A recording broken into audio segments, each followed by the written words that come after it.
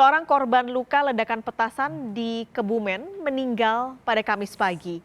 Hal ini membuat jumlah korban meninggal akibat ledakan petasan bertambah menjadi 4 orang. Sementara sejumlah korban luka lain masih menjalani perawatan di rumah sakit.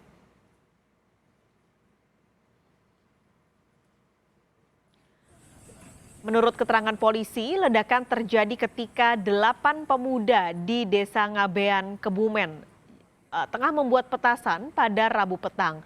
Selain menewaskan 4 orang dan melukai 4 orang, ledakan petasan juga mengakibatkan sebuah rumah rusak berat. Penyelidikan dilakukan untuk mengetahui penyebab terjadinya ledakan. Informasi lebih lengkap akan langsung disampaikan jurnalis Kompas TV Hantoro Wibowo di Kebumen, Jawa Tengah. Hantoro, selamat siang. Jadi 4 orang tewas, lalu juga 4 lainnya ini terluka akibat ledakan petasan. Kondisi korban luka saat ini seperti apa, Hantoro? Ya, selamat siang Mbak Kalis. Ya, untuk saat ini korban bertambah menjadi 4 orang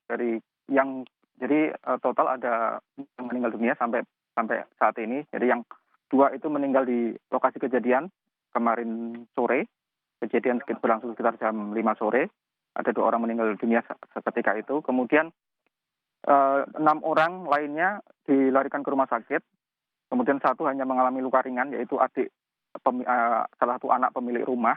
Itu hanya luka ringan, kebetulan lokasi dia agak jauh. Jadi saat itu sebenarnya sedang menonton TV, kemudian dia terkena pecahan kaca rumah itu. Kemudian yang 3 itu ada 4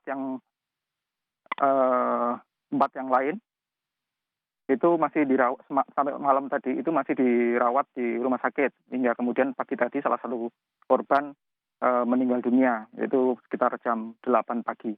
Sehingga total ada 4 orang yang meninggal dunia atas kejadian ini. Jadi dari 8 orang, 3 masih luka berat, masih dirawat di rumah sakit, 1 luka ringan dan sudah diizinkan pulang. Oke. Demikian Mas Kalis. 3 luka berat dan 1 luka ringan, jadi total ada 4 yang terluka. Nah, menurut penyelidikan polisi sampai saat ini, sebenarnya penyebab ledakan petasan ini apa? Ya, dari keterangan Kapolres Kebumen, AKBP Peter Utama semalam bahwa polisi saat ini masih terus melakukan penyelidikan, termasuk di belakang saya masih terlihat itu ada sejumlah anggota polisi yang masih mencari bukti-bukti, petunjuk-petunjuk yang bisa digunakan untuk mencari tahu kondisi sesungguhnya pas kejadian. Karena saksi-saksi kunci saat ini memang belum bisa dimintai keterangan. Itu penjelasan dari Pak Kapolres seperti itu.